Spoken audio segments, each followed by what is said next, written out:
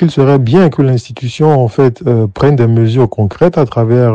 la mise en place, par exemple, d'outils de détection, puisqu'on observe, par exemple, à l'organisation de campagnes de désinformation, par exemple, qui sont difficiles à détecter parfois par les grands groupes de réseaux sociaux, par exemple. Donc il faudrait que l'institution, en fait, se mobilise, en fait, pour, comme je le disais, la mise en place d'outils de détection, par exemple, ou de dispositifs de signalement avec la possibilité de signaler en fait des fausses informations qui pourraient entrer dans le cadre de manipulations électorales, par exemple, car n'oublions pas que la désinformation est devenue aujourd'hui un business qui sert parfois des intérêts politiques. Donc, dans pareil contexte, Internet sans frontières estime qu'il serait souhaitable de renforcer par ailleurs l'indépendance de la haute autorité de l'audiovisuel et de la communication et d'en faire un arbitre apolitique et impartial de la liberté d'expression et des droits numériques. C'est d'ailleurs l'une des recommandations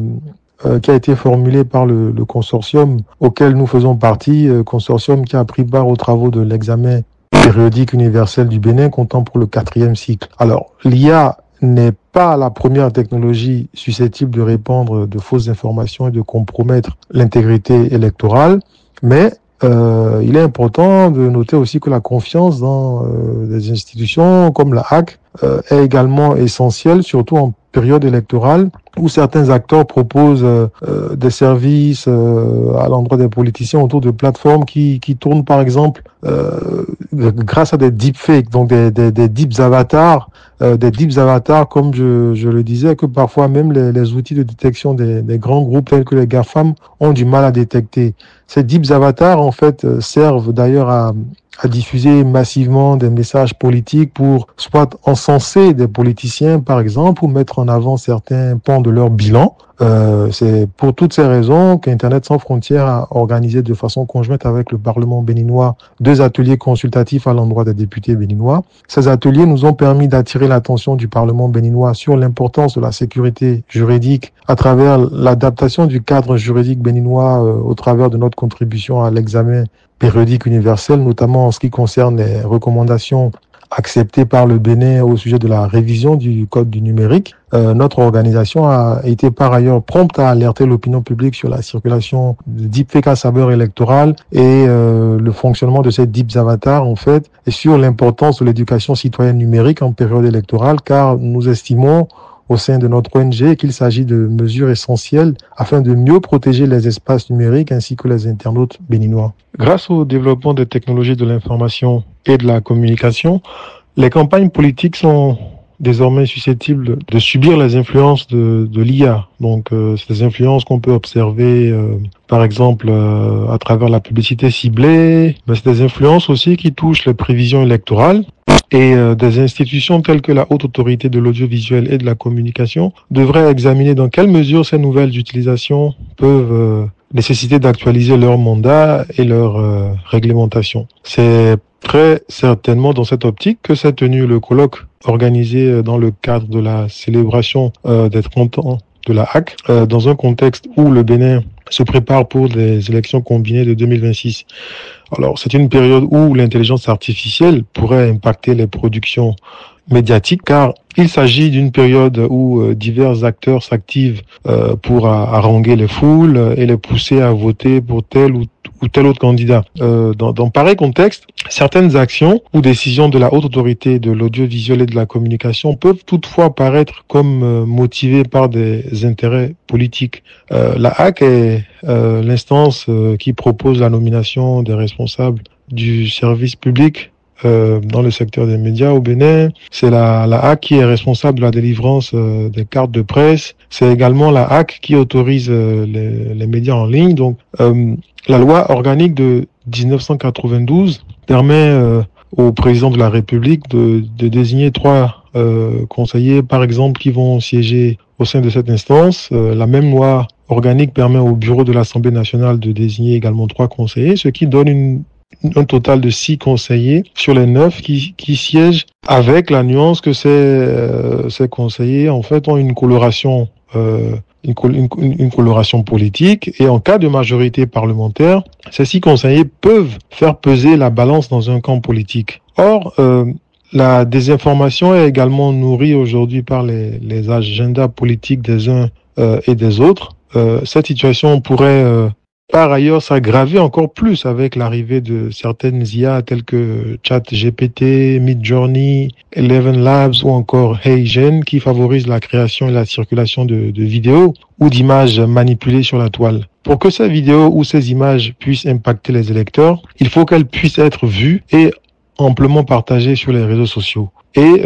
les algorithmes des plateformes telles que Meta ou TikTok, par exemple, favorisent grandement la circulation de photos ou vidéos manipulées en contexte électoral. Durant les périodes électorales, la désinformation est propagée à travers ces algorithmes, qui sont en quelque sorte des systèmes de recommandation qui sont utilisés par les plateformes en ligne. Et pour la plupart, ces algorithmes fonctionnent sur une priorité d'engagement. Donc, le but est d'avoir le maximum d'engagement et de retenir l'attention des internautes, ce qui est encore plus important à l'approche des élections. Pour ce faire, les facteurs comme le nombre de likes ou le nombre de partages sont grandement exploités par ces algorithmes durant les périodes de pré-campagnes électorales. Et ces algorithmes, en fait, créés par des entreprises privées, agissent sur les plateformes en fait pour donner plus de visibilité à des contenus, même parfois dans des groupes privés sur des plateformes, des plateformes telles que WhatsApp par exemple, une plateforme qui aujourd'hui se joue des barrières linguistiques en Afrique et donc qui en période électorale peut permettre de toucher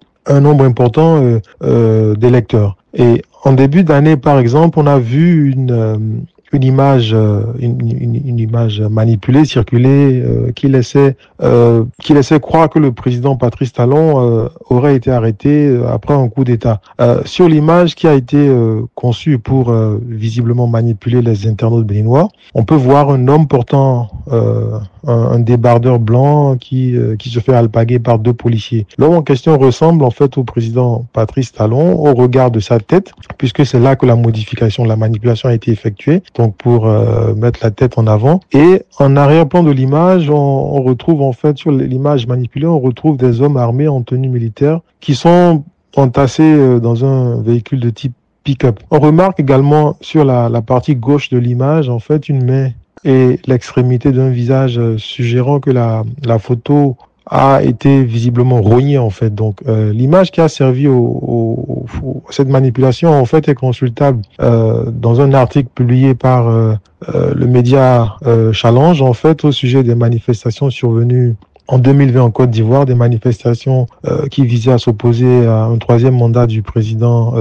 Alassane Ouattara. Et d'après la légende qui accompagne l'image, en fait, l'image a servi à diffuser la fausse nouvelle de l'arrestation du président Patrice Talon après un coup d'État. Et en fait, cette image montre l'interpellation par la police, en fait, un des manifestants. Donc, qui avait érigé et donc qui avait incendié des barrages pour protester contre la candidature du président Alassane Ouattara à un 3e mandat en Côte d'Ivoire, comme je le disais. Et concernant aussi donc l'image qui a permis de retoucher le fond de l'image qui a servi à manipuler donc les internautes béninois, l'image en question en fait est celle de soldats qui se trouvaient à l'arrière d'un pick-up, en fait figurait dans un article de la RTS, la radio-télévision suisse, datant d'août 2020. En fait, cette image, en fait, d'après sa légende, montrait des soldats maliens dans les rues de la capitale Bamako en 2020. Donc, on voit un peu comment, en agençant diverses images, donc, on peut, grâce à l'intelligence artificielle, parvenir à créer une nouvelle image dans le but de manipuler, de désinformer des internautes ou des électeurs. Donc, la photo manipulée avec la tête du président béninois a été publiée par la page Chris Yapi TV News en début de cette année sur Facebook. C'est un réseau qui sert de transmission, de courroie de transmission à beaucoup de fake news en fait sur le continent africain. Et la photo manipulée donc avec la tête du président Patrice Talon en fait était accompagnée du texte qui disait coup d'État au Bénin, Patrice Talon a été capturé, Kémy Séba prend le contrôle. Alors pour ceux qui ne le connaissent pas, Chris Yapi, c'est un internaute qui est non identifié, qui se présente un peu en Côte d'Ivoire comme un lanceur d'alerte en fait. et qui diffusent souvent beaucoup d'informations qui sont à prendre avec des pincettes. Donc la publication de la photo manipulée donc avec la tête du président béninois en fait avait été postée donc avec un lien qui redirigeait vers une vidéo sur YouTube, une vidéo publiée par un compte dénommé Stanlo panafricain. Donc il s'agit à travers la vidéo, en fait, on pouvait voir une compilation de séquences d'images où 3 personnes évoquent un prétendu coup d'État contre le président béninois, ainsi que la mort de 28 soldats béninois. Donc tout ceci, en fait, intervient dorénavant dans un contexte où l'année dernière, le Centre national d'investigation numérique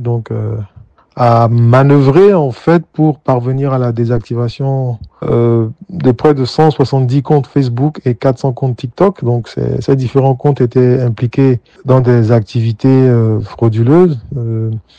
Mais il faut dire que la politique de Facebook pour identifier et retirer des contenus nuisibles est à géométrie variable, en fait. Donc, la lutte contre la désinformation en période électorale est un sujet, faut le dire, en fait, il faut le souligner, un sujet qui rapporte beaucoup en termes d'interactions qui sont fortement monétisées. Et comme on peut le voir à travers les deepfakes, par exemple, qui circulent actuellement au Bénin,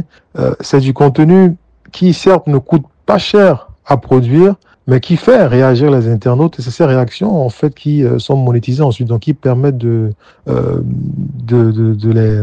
les monnayer en fait. Donc à terme, c'est des contenus, comme on peut le voir, qui profitent aux algorithmes, qui profitent bien entendu à certaines entreprises qui sont cotées en bourse et dont les revenus font pâlir d'envie certains pays qui disposent d'un PIB très élevé, mais aussi à des hommes politiques en fin de compte. Mais ces contenus, en fait, dopés à l'intelligence artificielle, qu'il s'agisse de photos ou de vidéos, ne profitent guère aux internautes, encore moins à ceux qui vont voter. Et l'écosystème en fait du web se dégrade en fait à travers de telles pratiques. Donc c'est un constat qu'on peut regretter. Et les pratiques qu'on observe actuellement à l'approche des élections sont assimilables à de la manipulation subliminale, une pratique qui contribue à reconfigurer l'écosystème de l'information en ce moment. Alors, vu que la question préoccupe visiblement la HAC, il serait bien que l'institution en fait prenne des mesures concrètes à travers la mise en place, par exemple, d'outils de détection, puisqu'on observe par exemple à l'organisation de campagnes de désinformation, par exemple, qui sont difficiles à détecter parfois par les grands groupes de réseaux sociaux, par exemple. Donc il faudrait que l'institution, en fait, se mobilise, en fait, pour, comme je le disais, la mise en place d'outils de détection, par exemple, ou de dispositifs de signalement avec la possibilité de signaler, en fait, des fausses informations qui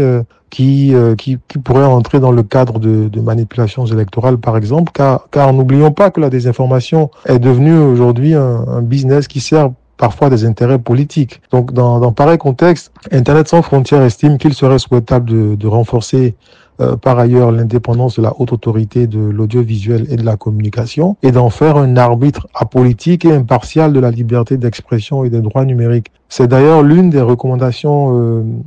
qui a été formulée par le consortium auquel nous faisons partie, consortium qui a pris part aux travaux de l'examen périodique universel du Bénin comptant pour le 4e cycle. Alors, l'IA n'est pas la première technologie susceptible de répandre de fausses informations et de compromettre l'intégrité électorale, mais il est important de noter aussi que la confiance dans des institutions comme la HAC